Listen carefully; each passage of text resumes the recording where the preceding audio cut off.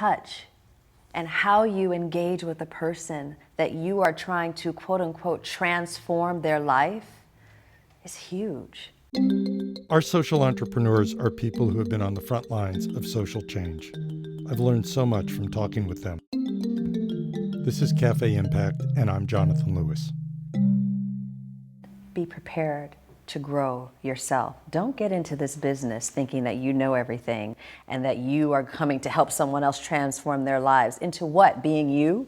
Are you really someone that they want to transform into? You have to be prepared to grow and transform yourself if you want to get into the game of transformation. It's kind of like the oxygen mask thing, like in a plane, they say put your own oxygen mask on before you help others that are sitting next to you.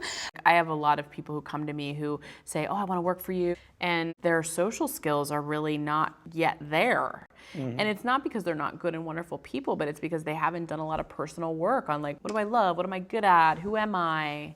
I mean, I spend a lot of time, as you probably know, Jonathan, I go on 10-day silent retreats. I mean, I'm somebody who spends a lot of time just trying to understand my place in the world and how I want my work to impact people. What's an example of a social skill that you find typically lacking? Self-awareness about how you impact other people. For example, you may be required, let's say, to take care of a young boy that has autism.